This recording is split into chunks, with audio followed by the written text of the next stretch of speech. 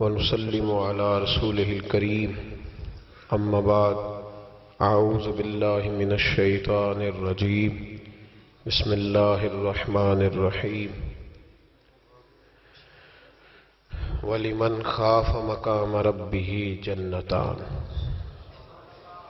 صدق الله العظيم وصدق رسوله النبي الكريم ان اللہ وملائکتہ یصلون علی النبی یا ایہا الذین آمنوا صلوا علیہ وسلموا تسلیما الصلاة والسلام علیک یا سیدی یا رسول اللہ وعلی آلک واصحابک یا حبیب اللہ الصلاة والسلام علیک یا سیدی یا نبی اللہ وعلى آلك وأصحابك يا سيدي يا حبيب الله اللهم صل على سيدنا ومولانا محمد معدن الجود والكرم وآله وصحبه وبارك وسلم۔ تمام تعریفیں حمد و ثنا اللہ تعالی جل مجدہ الکریم کے لیے، زاماد ہر قسم کے درود و سلام نبی رحمت سید عالم صلی اللہ علیہ وسلم کی ذات والا صفات کے لیے حمد و صلات کے بعد، عزیز دوستو، بزرگوں اور بھائیوں، اصلاح معاشرہ کے نام سے اس خوبصورت بزم کا انعقاد ہے۔ دعا فرمائیں اللہ تعالی ہم سب کو دین کے ساتھ اخلاص عطا فرمائے۔ اللہ تعالیٰ دین کے کاموں میں ہر ریاکاری سے، ہر بناوٹ سے، ہر تصنع سے محفوظ فرمائے۔ معاشرہ افراد سے مل کے بنتا ہے۔ افراد ایک دوسرے کے ساتھ جب اچھا سلوک کرنے لگتے ہیں تو معاشرے کی اصلاح ہو جاتی ہے۔ معاشرے کے لوگ ایک دوسرے کے ساتھ جب وقت گزارتے ہیں تو وہ اگر ایک دوسرے کو دیکھ کر وقت گزاریں گے تو پھر کبھی بھی اچھا سلوک نہیں کر سکیں گے۔ پھر تقاضا یہ ہوگا کہ پہلے والا میرے ساتھ بڑا عمدہ گفتگو کرے، پھر میں اس کے ساتھ اچھی بات کروں گا۔ پہلے وہ میرے ساتھ خیر والا معاملہ کرے، پھر میں آگے بڑھوں گا۔ جب انسان کو دیکھ کر معاملات کرتا ہے تو پھر مشکل ہو جاتا ہے اصلاح کا ہونا، اور جب انسانوں کے بیچ اللہ کی ذات آ جاتی ہے، جب انسانوں کے درمیان رب کریم کی ذات آتی ہے، رسول رحمت صلی اللہ علیہ وسلم کی ذات عالی مرتبت آتی ہے، پھر انسانوں کا انسانوں کے ساتھ رویہ اصلاح والا ہو جاتا ہے، پھر آسانی ہو جاتی ہے، پھر زیادہ مشکل نہیں ہوتا۔ معاشرے کی اصلاح کے لیے لوگوں نے مختلف طریقے اختیار کیے ہیں۔ جدید قسم کے تالے آ گئے تاکہ کوئی چوری نہ کرے۔ اب لوگوں نے کیمرے لگوا لیے کہ ہر چیز ریکارڈ میں رہے، چور کا پتہ چل جائے۔ اور چور اب جب چوری کرنے آتا ہے تو وہ پہلے جب آیا کرتے تھے تو ٹیلی فون کی تار کاٹتے تھے، اب وہ کیمرے کو توڑتے ہیں، اس کی تاریں کھینچتے ہیں۔ امریکہ کے اندر ایک دفعہ 1 گھنٹے کے لیے لائٹ کا فالٹ ہوا تھا تو چند جگہوں پر لاکھوں ڈالر کی چوریاں ہو گئی تھی کیونکہ کیمرے بند ہو گئے۔ لوگوں نے سمجھا اب دیکھنے والا کوئی نہیں، چوری ہو گئی۔ اسلام بڑا حسین مذہب ہے۔ اسلام کہتا ہے کہ کیمرے کی آنکھ بھی بند ہو سکتی ہے، انسان بھی سو سکتے ہیں، تو اس رب سے ڈر جا جسے نہ نیند آتی ہے نہ اونگ آتی ہے۔ ایک پکا کیمرہ تیرے اوپر فٹ ہے تو اس کا خیال کر۔ جب لوگ لوگوں سے ڈر کے نیکی کرتے ہیں تو وہ جزوی طور پر نیک ہوتے ہیں، وقتی طور پر۔ جتنی دیر لوگ موجود رہیں گے نیک رہیں گے، اور جب لوگوں سے اوجھل ہو جائیں گے پھر حالات خراب ہو جائیں گے۔ اس لیے اعلیٰ حضرت فاضل بریلوی رضی اللہ تعالی عنہ سے کسی نے پوچھا تھا کہ نیک کون ہوتا ہے؟ میری بات کی سمجھ آ رہی ہے آپ حضرات کو؟ یہ میرا خیال ہے ویڈیو والا ویڈیو دے ہی دے گا، آپ تھک نہ جائیں ایک ہاتھ کھڑا رکھ کے۔ یہ آپ کو دے دے گا انشاءاللہ تعالی. میرا خیال ہے کہ خیر والا معاملہ ہے, مل جائے گی آپ کو. اللہ آپ کو جزائے خیر دے. آپ تھک جائیں گے. اور ضروری تو نہیں نا ہر آدمی کو کیمرے کی آنکھ سے دیکھنا, کبھی کبھی ڈائریکٹ بھی دیکھ لینا چاہیے. اللہ آپ کو جزائے خیر عطا فرمائے. پھر وہ میسج آتے رہتے ہیں تو پھر بندہ وہ بھی پڑھنے لگ جاتا ہے تو الجھ جاتا ہے. اس لیے تھوڑی دیر توجہ رکھیں. اللہ تعالیٰ آپ کو جزائے خیر عطا فرمائے. یہ لائٹیں کم از کم بند کر دیں, آنکھوں میں پڑتی. میرے بھائی, اعلیٰ حضرت رحمت اللہ علیہ سے کسی نے پوچھا تھا کہ نیک کون ہوتا ہے؟ نیک کون ہوتا ہے جو مائک کے آگے آ کے بڑی اچھی اچھی باتیں کرے, پگڑی بڑی صاف باندھے, جو لوگوں پہ یہ روب ڈالنے میں کامیاب ہو جائے کہ میں تم میں سے اچھا ہوں؟ نیک کون ہوتا ہے؟ تو اعلیٰ حضرت رحمت اللہ تعالیٰ علیہ فرمانے لگے, یہ یاد رکھنا ہے آپ نے. اعلیٰ حضرت فرمانے لگے, نیک وہ ہوتا ہے جس کی تنہائیاں صاف ستھری ہوتی ہیں. تنہائی جس کی پاک صاف ہو. لوگوں کے سامنے تو سارے نیک ہوتے ہیں. میں یہاں آیا ہوں تو میں نے کپڑے بدلے ہیں, وضو کیا ہے, دستار باندھی ہے, خوشبو لگائی ہے. لیکن مزہ تو تب ہے نا کہ جب میں صبح اٹھوں فجر کی نماز کے لیے. صبح فجر کے لیے جب میں اٹھوں تو پھر بھی میں یہ دیکھوں کہ اب میں اللہ کی بارگاہ میں جانے لگا ہوں, اب مجھے پھٹا لباس پہن کے نہیں جانا چاہیے. اب میں کئی دوستوں سے پوچھ لیتا ہوں, ملنے آتے ہیں تو میں پوچھتا ہوں, مسجد کی ٹوپی پہن کے ولیمے پہ بھی جاتے ہو؟ بارات کے ساتھ بھی جاتے ہو؟ وہ کہتے ہیں نہیں جی نہیں. تو میں کہتا ہوں, جو لباس پہن کے تو شادی میں جانا پسند نہیں کرتا, مسجد میں کیسے آ گیا؟ وہ ٹروزر پہن کے جو تو منگنی میں جانا پسند نہیں کرتا, تو نے کیسے پسند کیا؟ اللہ کے سامنے کھڑا ہو گیا وہ پہن کے. تو نیک وہ آدمی ہوتا ہے جس کی تنہائی صاف ستھری ہوتی ہے. اللہ کریم نے قرآن پاک میں فرمایا, وَلِمَنْ من خاف مقام ربہ جنتان. فرمایا جو اللہ کے سامنے کھڑا ہونے سے ڈرے گا, اللہ اسے 2 جنتیں عطا کرے گا. بندوں کے سامنے لوگ ڈرتے ہیں, بندوں کے سامنے بڑا ہی ڈرتے ہیں, بڑا ڈرتے ہیں لوگ. برادریوں سے ڈر رہے ہیں, قبیلوں سے ڈر رہے ہیں, اپنے اپنے رسم و رواج سے ڈر رہے ہیں. کچھ بچی کے سسرال والوں سے ڈر رہے ہیں, کچھ بچے کے سسرال والوں سے ڈر رہے ہیں.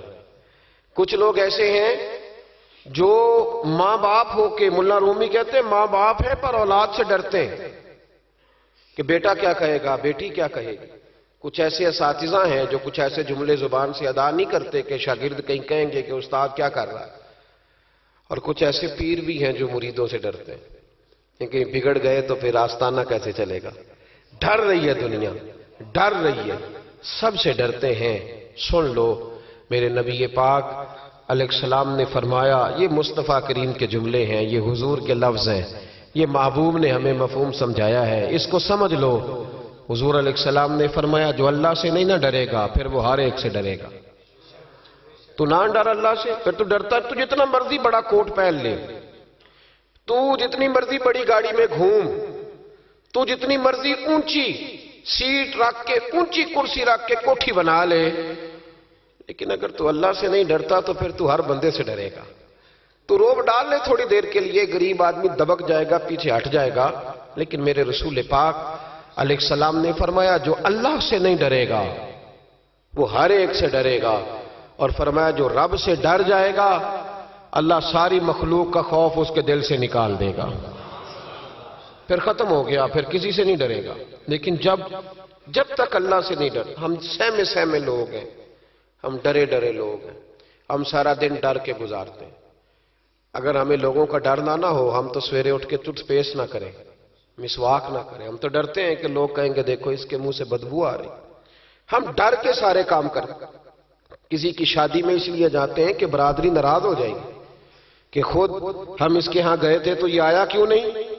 ہم تو بھائی تعزیت کرتے ہیں لوگوں سے ڈر کے. یاد رکھو, یہ زمانہ بھگا کے تھکا دے گا, یہ راضی نہیں ہوگا.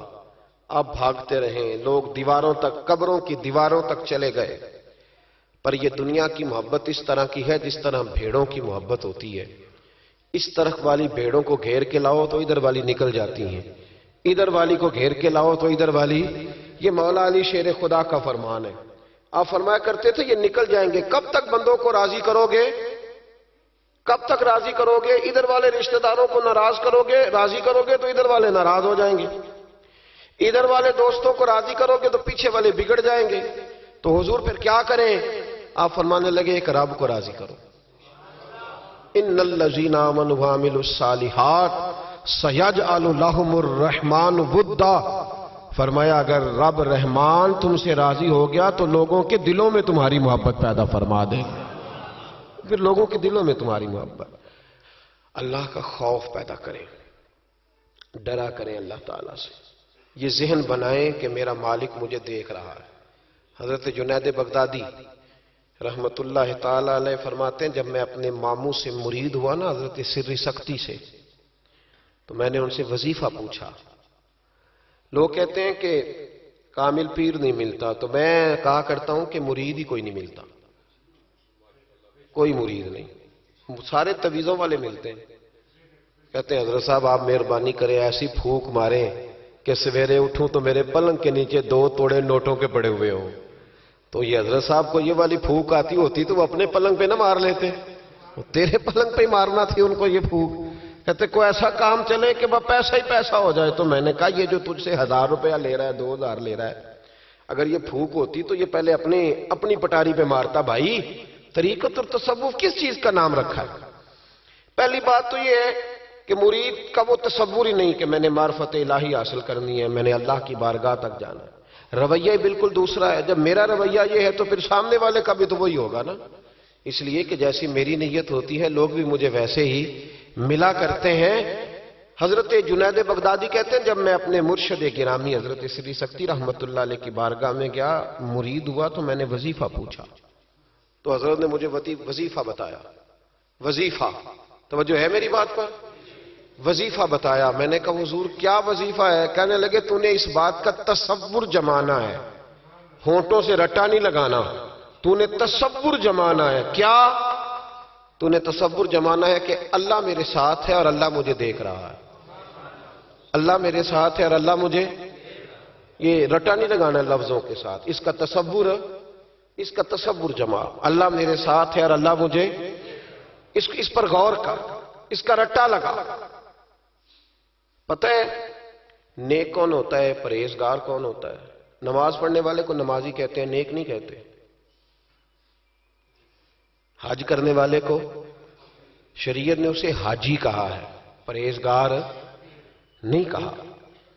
زکوٰۃ دینے والا، صدقہ دینے والا سخی ہے، پرہیزگار کس کو کہتے ہیں؟ متقی کس کو کہتے ہیں؟ جو گناہ سے بچتا ہے، جو اللہ سے ڈرتا ہے، جو محتاط زندگی گزارتا ہے، جو بے تکے جملے نہیں بولتا، جو بے تکی سوچے نہیں سوچتا، جو فضول سوالات نہیں کرتا، جو مبہم زندگی نہیں گزارتا، جو اپنے وقت کو ضائع نہیں کرتا، جو کبھی بھی اس رستے پہ نہیں پڑتا جس رستے پہ اسے کوئی کام نہ ہو، جو بڑھ بڑھ کے آگے اپنا آپ دکھاتا نہیں، جو ہر روز بھاگ کے اس طرف نہیں ہوتا کہ کوئی مجھے بھی جاننے لگ جائے، کوئی مجھے بھی سمجھنے لگ جائے، وہ متقی نہیں۔ متقی تو وہ ہے جو گناہ سے بچے، اللہ سے ڈرے۔ حضرت عبداللہ بن عمر رضی اللہ تعالیٰ عنہ فرماتے ہیں کہ میں مدینہ منورہ سے نکلا ایک سفر کے لیے، میں نے کچھ کھجوریں، کچھ سرکہ، کچھ خشک چیزیں ساتھ رکھ لیں کیونکہ سفر لمبا تھا۔ فرماتے ہیں کہ میں ابھی کچھ فاصلہ میں نے مدینے کا طے کیا تو ایک صحرا آیا، دوپہر کا وقت ہو گیا تو میں کھانا کھانے لگا۔ رمضان کا مہینہ نہیں تھا، محرم سفر کے ایام چل رہے تھے۔ میری باتیں سمجھ تو آ رہی ہے نا آپ حضرات کو؟ سب کو آ رہی ہے؟ اللہ آپ کو جزا عطا فرمائے۔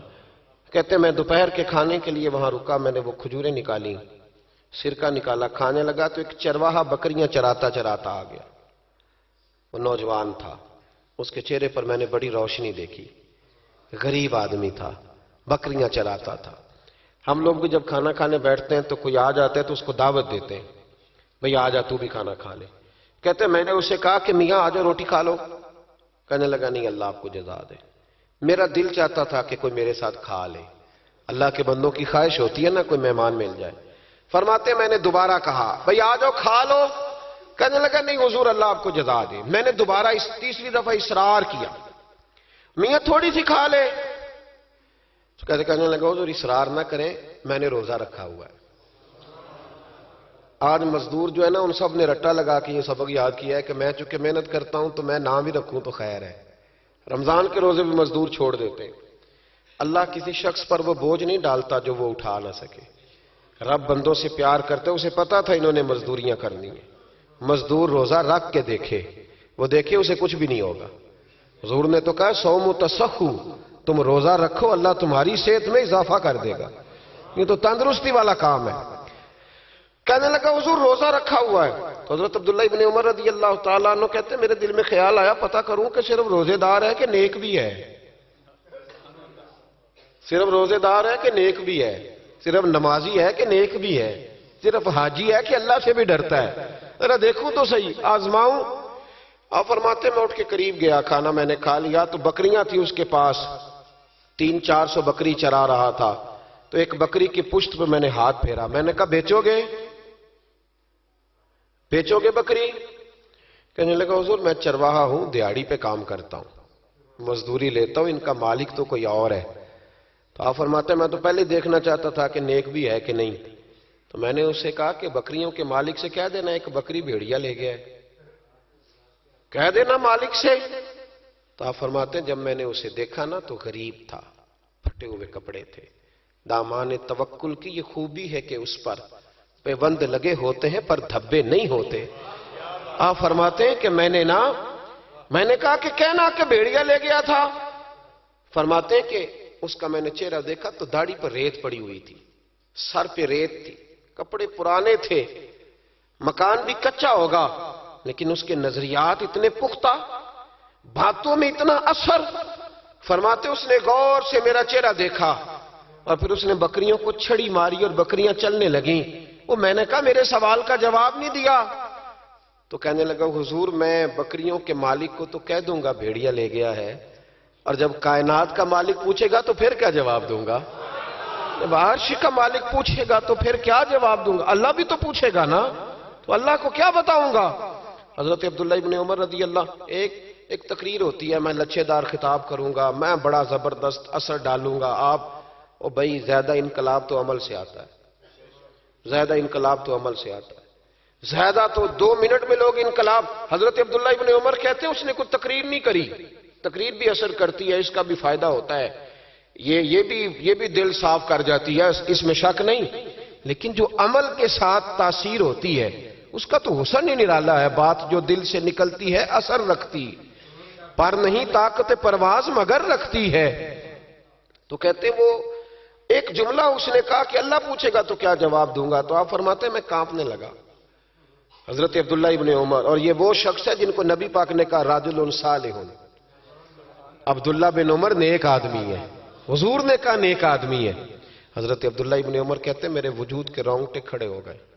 میں سفر پر نہیں گیا بلکہ میں وہیں سے واپس ہو لیا اور میں سیدھا اس شخص کے میں نے مالک کا پتہ کیا کس کی بکریاں چراتا ہے. فرماتے ہیں میں نے معلومات کر کے پہلے وہ غلام خریدا، پھر وہ 400 کے لگ بھگ بکریاں خریدیں، پھر میں نے اسے بلا کے وہ بکریاں تحفے میں دیں. تو مجھے کہنے لگا یہ کیا ہے؟ تو میں نے کہا تو نے قرآن نہیں پڑھا؟ اللہ سورہ طلاق میں فرماتا ہے کہ تم مجھ سے ڈر جاؤ، میں ہر مشکل سے نکلنے کا تمہیں راستہ دے دوں گا. وَيَرْزُقْهُ مِنْ حَيْثُ لَا يَحْتَسِبُ، اور تمہیں وہاں سے روزی دوں گا جہاں سے تمہارا کبھی گمان بھی نہیں گیا ہوگا.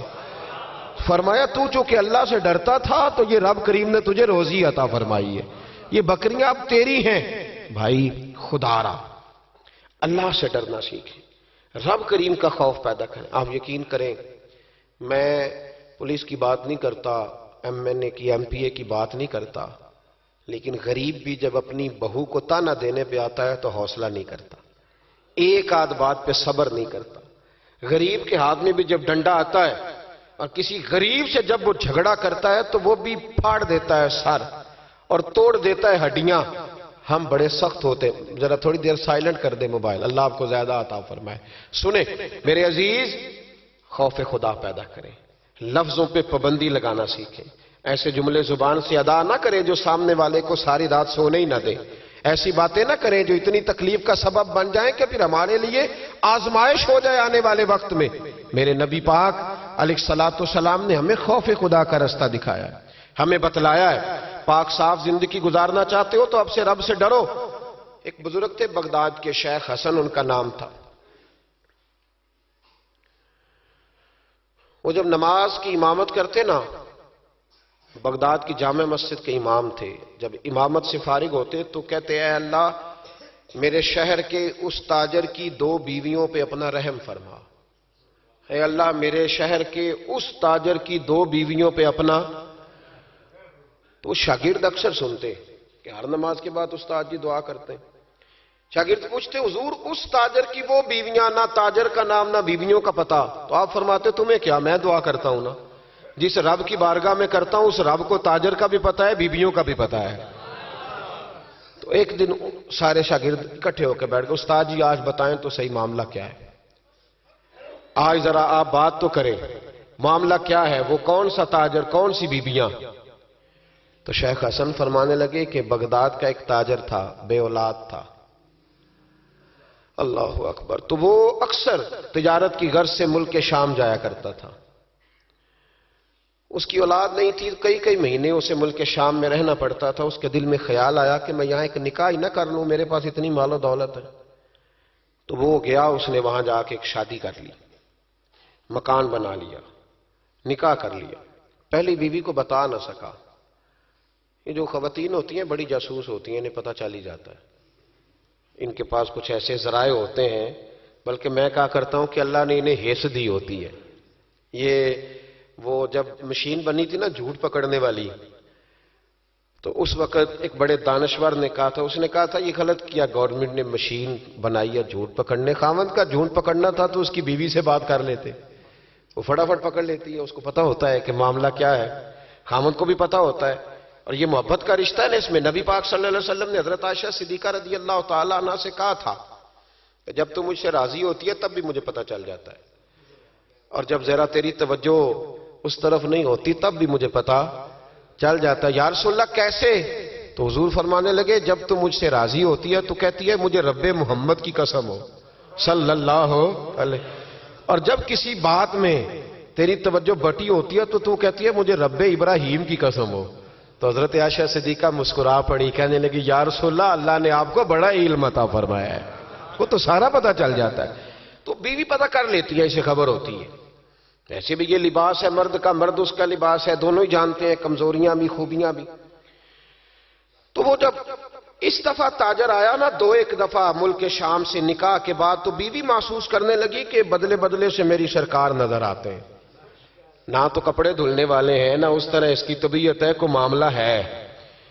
لیکن فرما بردار بیوی تھی تو ڈائریکٹ شوہر سے سوال نہیں کیا، ایک جاسوس کے ذمہ لگایا کہ ملک شام جا کے پتہ تو کر ماجرا کیا ہے. وہ گیا. اس دفعہ جب یہ ملک شام گیا نا چند مہینوں کے بعد دوبارہ، تو وہ پیچھے گیا کہ کہنے لگا کہ میں کچھ بتا نہیں سکتا، تکلیف والی بات ہے، لیکن مسئلہ یہ ہے کہ تیرے خاوند نے وہاں نکاح کیا ہوا ہے، ایک گھر بھی لیا ہوا ہے، ایک بیوی بھی ہے. اس نے کہا چلو آتے ہیں تو بات کرتی ہوں. لیکن اب کہ جب یہ آیا نا واپس ملک شام سے تو بڑا شدید بیمار ہو کے آیا، شدید بیمار. خاتون کہتی ہے مجھے پوچھنے کا موقع ہی نہ ملا، وہ بیمار ہی اتنا تھا، میں نے مناسب ہی نہ سمجھا، تیمارداری کرتی رہی، تندرست ہوگا تو بات کروں گی. اللہ نے موقع نہ دیا، وہ تاجر انتقال کر گیا. ادھر دیکھیں نہیں میری طرف، وہ انتقال کر گیا.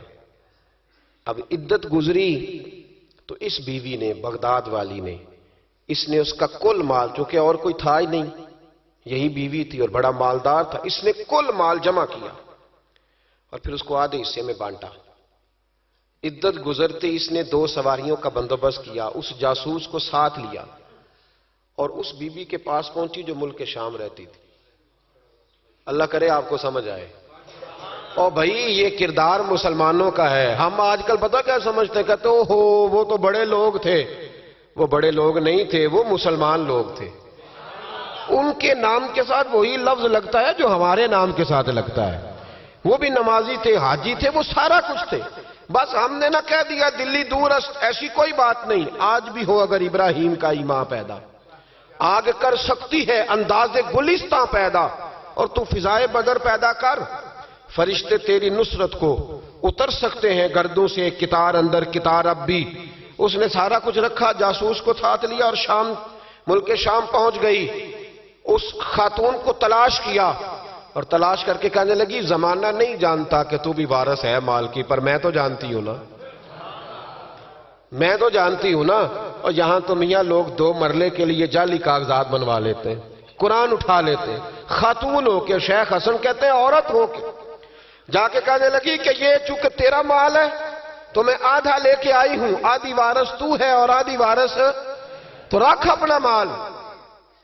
اس خاتون نے آگے بڑھ کے اپنی سوکن کو گلے سے لگایا اور کہنے لگی بی بی اگر تو اللہ سے ڈرتی ہے تو میں بھی اسی رب کی بارگاہ میں سجدہ کرتی ہوں، میں بھی اسی مالک سے ڈرتی ہوں، میں بھی اسی کریم کی ماننے والی کا کیا مطلب؟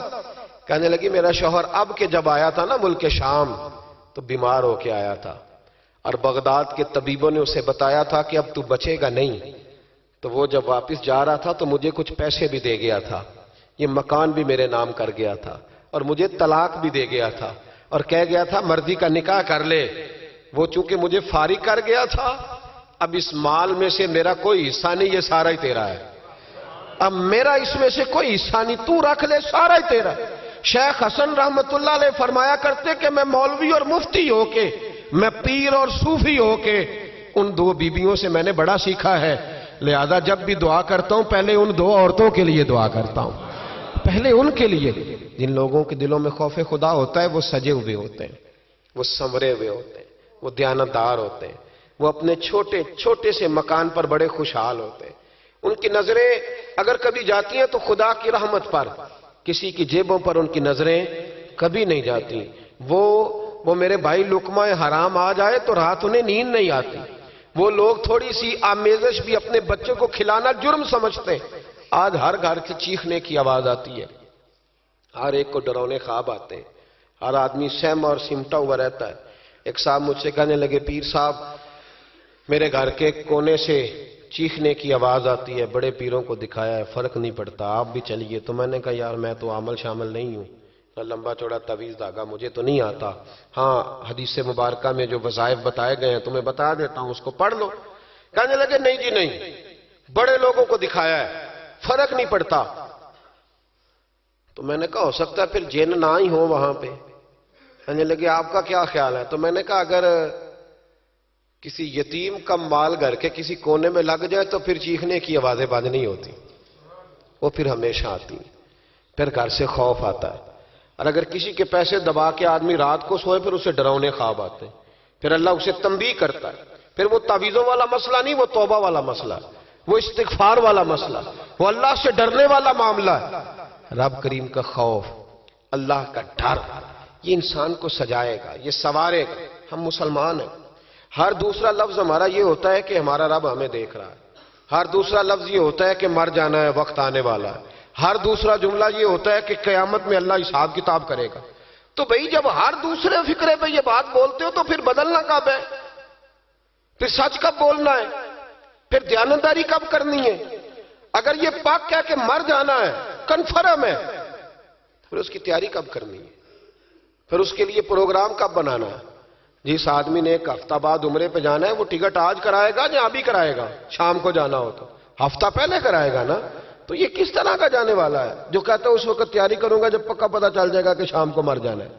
اللہ کا خوف ہمیں سجائے گا، ہمیں سنوارے گا۔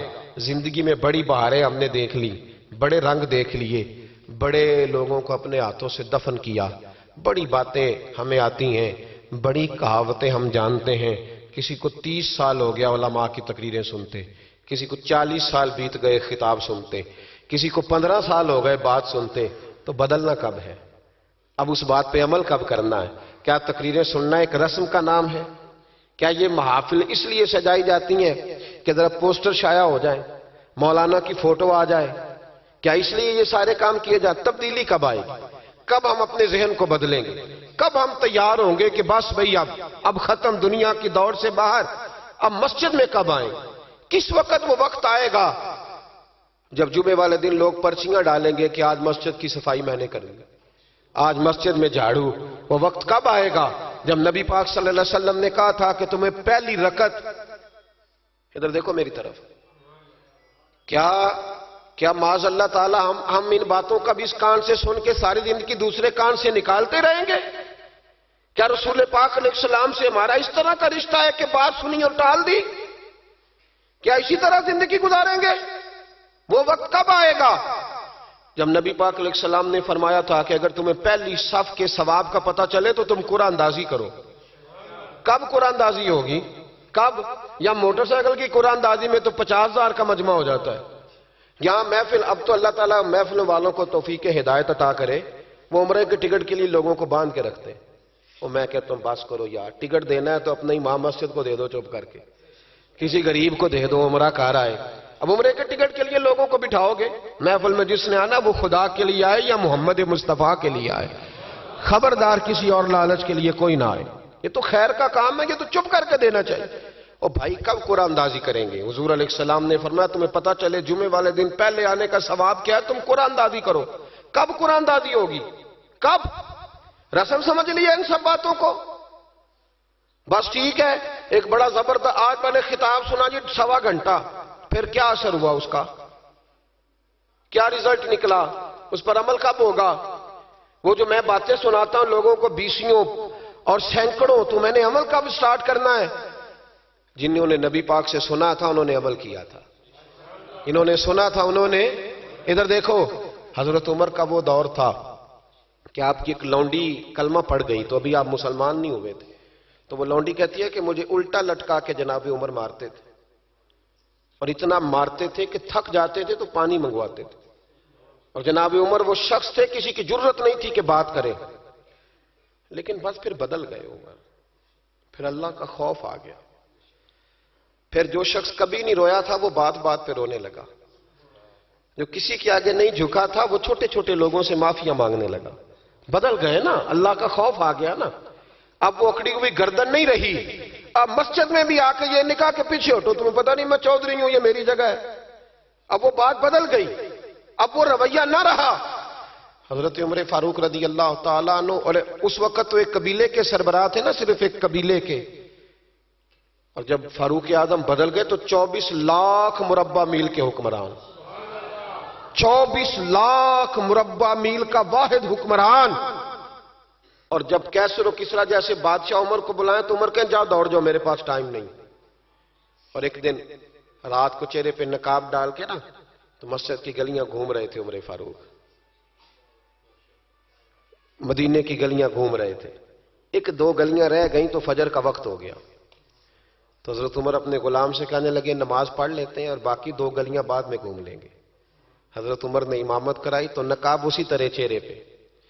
ایک گلی سے گزر رہے تھے تو ایک بوڑھی اماں بیٹھی ہے خیمے میں، بوڑھی کچھ چہرے سے پریشان لگتی ہے. تو حضرت عمر غلام سے کہنے لگے اسے پوچھو کیوں پریشان ہے؟ ہمارا تو اپنا ابا پریشان رہتا ہے، ہم پوچھتے نہیں، ہم نہیں پوچھتے. ہماری اپنی اماں روتی رہتی ہے کہ چلو 2 گھڑیاں رات کو آ کے بیٹھے گا میرے پاس، لیکن وہ آتا ہے 2 درجن کنوں لے کے اور سیدھا اپنے کمرے میں جاتا ہے اور بیگم صاحبہ سے کہتا ہے کہ یہ 6 اماں کو بھی دے آؤں، اس نے کون سا کھانے ہیں؟ تو وہ پلیٹ میں لے کے آتی ہے. پھر ماں کا دل ٹوٹتا ہے کہ یہ کمائی تو میری تھی، یہ تو بوٹا میں نے پالا تھا، لیکن یہ کس بیوپاری کے ہاتھ چڑھ گیا. ہم تو اپنے ماں باپ کو ٹائم نہیں دیتے، لیکن جب لوگ اللہ سے ڈرتے تھے رویہ کیا تھا. حضرت عمر فاروق رضی اللہ تعالیٰ عنہ خادم سے کہنے لگے بوڑھی سے پوچھو. تو پوچھا اماں السلام علیکم. وعلیکم السلام. اماں کیا بات ہے؟ تو اماں کہنے لگی جاؤ دوڑو، تمہیں کیوں بتاؤں، دیہات کی سیدھی سادی بی بی، جاؤ بھاگ جاؤ. کہا نہیں اماں مہربانی کرو اندر تو آنے دو. بڑی منت کے بعد اماں مانی. عمر فاروق عام آدمی نہیں جس سے دنیا کامتی ہے. حضرت عمر اندر گئے. اماں کیوں پریشان ہو؟ تو اماں کہنے لگی تمہیں کیوں بتاؤں، میرا اپنا دکھ ہے. چل اماں بتا دے، تیری مہربانی. تو اماں کہنے لگی میں ایک بیوہ ہوں، بے اولاد ہوں، کوئی میرا سہارا نہیں. مجھے عمر فاروق سے بڑی شکایت ہے، میرے اوپر 25 دینار کا قرضہ چڑھ گیا ہے اور 3 دن ہو گئے میں نے روٹی نہیں کھائی، اور عمر نے میری خبر نہیں لی. حضرت عمر کو پتہ چل گیا اللہ وارث ہے، اس کا کوئی 2, 4, 10 ہزار ووٹ کوئی نہیں. ایک کو میکے سے 6 مربے نہیں لے کے آئی، ایک اکیلی تنے تنہا. اور بھائی جب اللہ کا خوف ہوتا ہے تو پھر انسان ان غریبوں کو بھی مناتا ہے. پھر ریڑی والے کی بھی اہمیت بڑھ جاتی ہے، پھر رکشے والے کی قدر بھی بڑھ جاتی ہے. حضرت عمر فاروق رضی اللہ تعالیٰ عنہ کہنے لگے اماں عمر سے شکوہ ہے؟ کہاں؟ جناب عمر کہتے ہیں میں نے ایک جملہ کہا تو اماں نے تو مجھے لاجواب کر دیا. میں نے کہا اماں عمر کو کیا پتا کہ تو بھوکی ہے اور مقروض ہے، اسے کیا خبر؟ تو اماں کہنے لگی کیا کہا تم نے؟ عمر کو خبر نہیں، اسے پتا نہیں؟ تو عمر سے کہو نا چھوڑ دے حکومت، اس کے حوالے کرے جو خبر رکھ سکتا ہے۔ کیوں بیٹھا ہے پھر؟ ہمارے حکمران کہتے ہیں ابھی میں صدمے میں ہوں، نکلوں گا تو بات کروں گا، نہ ادھر ادھر کی تو بات کر، یہ بتا کہ قافلہ کیوں لٹا، مجھے رہزنوں سے غرض نہیں، تیری رہبری کا سوال ہے، ہاں تجھے جواب دینا پڑے گا۔ حضرت سیدنا عمر فاروق رضی اللہ تعالیٰ عنہ سے اماں کہنے لگی نہیں خبر رکھ سکتا تو حکومت کیوں کرتا ہے، چھوڑتا کیوں نہیں؟ تو حضرت عمر کہتے ہیں میں کانپنے لگا، دوڑے گئے جناب عمر۔ میں نے کہا اس اماں کا 6000 ووٹ نہیں کہ اس کی قدر کی جائے، یہ اماں کوئی بہت آکسفورڈ یونیورسٹی کی ڈگری ہولڈر نہیں کہ اس کی بات مانی جائے، ایک لاوارث اور بیوہ بی بی۔ عمر دوڑے گئے، گھر سے اناج کا تھیلا کندھے پہ رکھا، 25 دینار بھی لیے، پکا پکایا کھانا بھی لیا۔ خادم کہنے لگا حضور مجھے دے دے میں اٹھا لیتا ہوں۔ تو حضرت عمر فرمانے لگے چل وعدہ کر قیامت کے دن بھی میرا بوجھ اٹھائے گا؟ کہنے لگا جی نہیں وہاں نہیں اٹھا سکتا۔ فرمایا پھر آج بھی نہ اٹھا، مجھے ہی اٹھانے دے، یہ میرا بوجھ ہے تو مجھے ہی۔ اماں کے سامنے 25 دینار بھی رکھے، پھر اماں کو حضرت فاروق اعظم نے 2 مہینے کا راشن بھی دیا، پھر پکا پکایا کھانا بھی دیا۔ معمولی آدمی کی بات نہیں کر رہا، 24 لاکھ مربع میل کا حکمران۔ حضرت عمر مدینے میں بیٹھ کے کبھی للکار دیں تو کیسر و کسرا کی ٹانگیں کانپیں۔ جناب عمر فاروق رضی اللہ کھانا کھلا کے اماں چارپائی پہ تھی تو عمر نیچے بیٹھ گئے، کہنے لگے اماں چل عمر کو معاف کر دے، چل چل جانے دے، کوئی عرض نہیں، بیچارے کو پتہ نہیں چلا۔ تو اماں کہنے لگی تو نے پھر عمر کا ذکر چھیڑ دیا۔ بیٹے میرے گھاؤ بڑے گہرے ہیں، میرے زخم بڑے سخت ہیں، کلیجہ پھٹے تو تجھے دکھاؤں کتنی تکلیف میں ہوں، میں تو پکا ہوا پھل ہوں، کسی وقت بھی دنیا سے چلی جاؤں گی، میں نے عمر کو معاف نہیں کرنا۔ جب میں قبر میں جاؤں گی نا، نبی کریم علیہ السلام آئیں گے تو میں عمر کی شکایت کروں گی، میں کہوں گی حضور اس سے پوچھئے یا رسول اللہ بیوہ اور بوڑھی کا خیال ہی نہیں کیا؟ تو آپ کے غلام کہتے ہیں میں نے عمر کو کبھی اتنا روتے نہیں دیکھا جتنا آج روئے۔ کہنے لگے اماں عمر کو میں جانتا ہوں وہ کمزور ہے، یہ شکایت نہ لگانا، وہ کمزور ہے، مقابلہ نہیں کر سکے گا، یہ شکایت نہ لگانا، چل معاف کر دے۔ تو اماں کہنے لگی اچھا تو مجھے کچھ اچھا لگتا ہے، جا تیری خاطر عمر کو معاف کیا، تو پیارا لگا ہے جا معاف کیا، تیری خاطر معاف کیا، تیری خاطر عمر کو معاف کیا۔ حضرت عمر فاروق کہنے لگے مجھے لکھ کے دو، کون اتنے جتن کرتا ہے؟ کون؟ کسی سے کہنا جا اپنی اماں کو منا لے، تو کہتے ہیں نہیں نہیں میری غلطی کوئی نہیں تو مناؤں کس بات پہ، ہمیں تو 20 دلیلیں آتی ہیں، جا ابا کے پیر پکڑ لے۔ پتہ ہے نبی پاک علیہ السلام نے فرمایا جس کا باپ راضی ہوگا اسی کا اللہ راضی ہوگا، اور جس کا باپ ناراض ہوگا وہ سارا دن وظیفے پڑھے، اس کا اللہ راضی۔ یہ ابو داؤد شریف کی حدیث ہے نا جی، بڑی مہربانی پیسے نہ لائیے گا آپ، اب بات سنیں، وہ بھی میں سمیٹنے کی طرف آ رہا ہوں، ختم کر رہا ہوں، آپ میری بات پہ توجہ رکھیں۔ عزیز بھائی، نبی کریم صلی اللہ تعالی علیہ وسلم نے جو اپنے غلاموں کی تربیت کی تو حضرت عمر فاروق کہنے لگے لکھ کے دو، لکھ دو۔ تو اماں کہنے لگی آپ لکھیں میں سائن کر دیتی ہوں، آپ لکھ دیں میں سائن کرتی ہوں۔ حضرت عمر نے لکھا فلاں بنت فلاں کو عمر سے شکایت تھی، پھر انہوں نے عمر کو معاف کر دیا۔ اماں سائن کرنے ہی لگی تھی کہ مولا علی شیر خدا آ گئے، حضرت عبداللہ ابن مسعود آ گئے۔ اوہو عمر یہاں بیٹھے ہوئے ہو، میں سارے مدینے میں تلاش کر رہا تھا، یہاں بیٹھے ہو، وہ کچھ لوگ ملنے آئے، نکلو۔ اماں نے سنا کہ یہ عمر تھے تو اماں اٹھ کے کھڑی ہو گئی، آئے ہائے عمر تھے، آپ عمر تھے؟ تو جناب عمر کہنے لگے اماں تو نے جو کہا ٹھیک کہا، لیکن اپنے وعدے پہ قائم رہا، یہ ذرا سائن کر دے۔ اماں نے سائن کیے تو حضرت عمر فاروق فرمانے لگے علی آ گئے ہو تو بطور گواہ تم بھی دستخط کر دو، عبداللہ ابن مسعود تم بھی بطور گواہ جب سائن ہوئے تو جناب عمر نے رکا لپیٹا اور مولا علی شیر خدا سے فرمانے لگے علی یہ رکھ لو، مجھے لگتا ہے میں تم سے پہلے دنیا سے جاؤں گا، اور جب میں پردہ کر جاؤں نا تو یہ رکا میرے کفن میں رکھ دینا، اگر حضور علیہ السلام نے پوچھا نا میری امت کے ساتھ کیا سلوک کر کے آئے ہو تو رکا نکال کے کہوں گا یا رسول اللہ ایک بوڑھی ناراض تھی میں اسے بھی راضی کر کے آیا، حضور یہ میں راضی۔ بھائی جب تک ہم اللہ سے نہیں ڈرتے معاشرہ اصلاح پذیر نہیں ہو سکتا جب تک یہ وظیفہ پک نہیں جاتا کہ اللہ میرے ساتھ ہے اور اللہ مجھے دیکھ رہا ہے، تب تک حالات بہتر نہیں ہو سکتے۔ جب انسان یہ وظیفہ پکا لیتا ہے تو پھر چونٹی پہ بھی ظلم نہیں کرتا، پھر وہ گدھے کو ڈنڈا مارتے ہوئے بھی سوچتا ہے، پھر میرے بھائی وہ پھر احساس کرتا ہے کہ جانور کی وجہ سے ہی نہ قیامت میں پوچھ لیا جائے۔ لیکن جب اللہ سے نہیں، ہمارے اب نہ تو مراقبے رہے، نہ ہم تنہا مصلی پہ بیٹھتے ہیں، نہ رات کو رب کریم کو مناتے ہیں، نمازیں ہیں تو وہ بھی ساری دکھاوے کی، اللہ ماشاءاللہ ہمارے سارے معاملات میں دکھاوا اس تیزی سے آیا کہ روح کا وہ اجر اور دل کی وہ کیفیات ختم ہوتی جا رہی ہیں۔ رات مصلی پہ بیٹھیں، اپنی اصلاح کے لیے اپنے مالک کے حضور دعا کریں، اور سب سے بڑھ کر یہ کہ یہ ذہن بنائیں کہ میں، یہ باپ مجھے بعد میں ملا، اماں مجھے بعد میں ملی، بچے بیوی بعد میں ملے، پہلے تو میں اپنے رب کے پاس تھا، اس وقت میرا کوئی رشتہ دار نہیں تھا، اور جب میں قبر میں جاؤں گا تو پھر بھی میرا اللہ ہی میرے ساتھ ہوگا، اور اگر اس کے بعد کوئی ہستی میرے لیے ابر رحمت بنے گی تو خدا کے محبوب کی ہستی بنے گی۔ میرے بھائی، جس آدمی کے ساتھ انسان کو ہمیشہ کام پڑے اسے بندہ ناراض نہیں کرتا، اس کے ساتھ دوبارہ بھی مجھے کام پڑے گا، تو رب رسول کے ساتھ رشتے مضبوط کریں۔ ہم بڑے کمزور ہوتے جا رہے ہیں، باتوں کے گورکھ دھندے میں زندہ ہیں، کسی کو بھی چھیڑ لیں، جتنی مرضی باتیں سن لیں، کسی شخص سے بھی آپ ڈسکس کر لیں، جو مرضی اسے سن لیں۔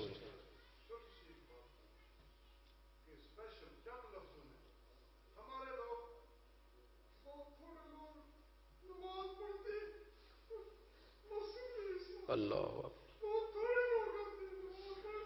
اللہ اللہ، دیکھیں یہ کتنا جذبہ ہے۔ میرا خیال ہے میری تقریر کی تو ضرورت ہی نہیں، ان کے آنسوؤں کو ہی ہمیں مسجد میں لے آنا چاہیے۔ میرا خیال ہے یہ یہاں گفتگی کی تو حاجت ہی نہیں۔ آئیں گے مسجد میں آپ لوگ؟ ہلکا پھلکا ہی انشاءاللہ کہا ہے آپ نے۔ چلو، پکے نمازی کئی دفعہ کہتے ہیں ہمیں نہیں انشاءاللہ کہنے چاہیے، اسی تو پہلا بھی ہونے ہیں، اور بھائی کہہ دیا کریں، مہربانی کریں کہہ دیا۔ آئیں گے انشاءاللہ تعالی؟ ایک بات سن لو ایک بات، انہوں نے رخ موڑ دیا ورنہ میں بات کسی اور طرف کر رہا تھا۔ نبی پاک صلی اللہ علیہ وسلم کی حدیث ہے مسند امام احمد بن حنبل، فرمایا من ترک صلاۃ متعمدا، جس نے نماز چھوڑی جان بوجھ کے، فقد کفر، حضور فرماتے ہیں اس نے تو رب کے رب ہونے کا انکار کیا۔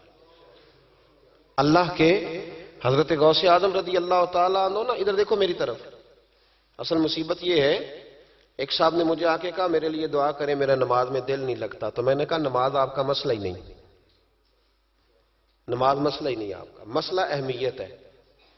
مسئلہ، میں اپنے کسی سنگی کو فون کروں نا کہ 12 بجے آ، تو اگر تو میری کوئی اہمیت اس کی نظر میں ہوگی تو 12 بجے آ جائے گا کہ نہیں آئے گا؟ صحیح بتائیں، اور اگر میری اہمیت نہیں سمجھے گا تو آئے گا؟ میں نے کہا مسئلہ دل لگنے کا نہیں، دل تو کئی دفعہ بندے کا پیسوں میں بھی نہیں لگتا تو پھر چھوڑ جاتے ہیں لوگ دولت، کئی دفعہ بچوں کے ساتھ بھی دل نہیں لگتا، اچاٹ ہو جاتا ہے تو چھوڑ دیتے ہو، مسجد میں دل نہیں لگتا تو میں نماز نہیں پڑھتا۔ مسئلہ دل کا ہے ہی نہیں، مسئلہ اہمیت کا ہے۔ حضور غوث پاک نماز پڑھ کے، عصر کی نماز پڑھ کے باہر نکلے تو ایک نوجوان گلی میں کھڑا تھا، تو حضور غوث پاک فرمانے لگے تو بڑا دلیر ہے بھائی، بڑا دلیر ہے تو، بڑا۔ کہنے لگا حضور میں تو کمزور ہوں، یہ آپ کیا کہہ رہے ہیں؟ فرمایا بڑا دلیر ہے تو۔ اس نے کہا کیا ہوا؟ حضور غوث پاک فرمانے لگے مجھے تو کوت والے شہر بلائے، ایس ایچ او بلائے تو مجھے جانا پڑتا ہے، نہ جاؤں تو ڈر آتا ہے، اور تجھے رب نے بلایا تھا تو گیا ہی نہیں، بڑا دلیر ہے، تیرا خیال ہے دیکھ لوں گا۔ او بھائی خدا را، نماز کی تو کلیریفیکیشن ہی کوئی نہیں، کوئی دیکھے نا، ہمیں وہ وقت یاد رکھنا چاہیے نا کہ حضرت سلمان فارسی فرماتے ہیں کہ حضور کو تکلیف تھی قدموں میں، بظاہر حضور کو سخت بخار تھا، بظاہر بڑی کمزوری تھی، پر پتہ ہے نبی پاک کا مسجد سے پیار کتنا تھا۔ حضور نے فرمایا میں نے کئی نمازیں گھر پڑھی ہیں، مجھے مسجد لے جاؤ، تو فرماتے ہیں کہ ایک طرف حضرت قسم بن عباس نے پکڑا تھا، ایک طرف مولا علی شیر خدا نے، اور حضور نے کندھوں پہ ہاتھ رکھے، اور جب مسجد آ رہے تھے تو میری آنکھیں برس پڑی، اس لیے کہ مقدس قدم صفوں کے ساتھ لگ رہے تھے، بظاہر کمزوری تھی، پھر بھی مسجد میں آ کے 17 نمازیں رسول پاک نے پڑھی۔ وہ کیسا مسلمان ہے جس کا مسجد سے پیار نہیں؟ حضرت بابا فرید گنج شکر سے ایک شخص نے کہا تھا میرا دل سخت ہو گیا، تو آپ نے اس کے ہاتھ میں جھاڑو دے دیا. کیا کیا؟ بول کے بتائیں جی. اب لوگ سمجھتے ہیں بابا صاحب کے دربار پہ آؤ، خوب قوالی سنو، واپسی پہ شکر لے آؤ، چھٹی، بابا صاحب راضی. جھاڑو دیا بابا صاحب نے، تو کہنے لگا حضور اس کا کیا کروں؟ فرمانے لگے جہاں مسجد نظر آئے نا جھاڑو دینا شروع کر دیا کر، اللہ تیرے دل کو صاف کر دے گا. اٹھ فریدہ ستے آتے جھاڑو دے مسیت، تو ستا ہے رب جاگدا تیری ڈاڈے نال پرید.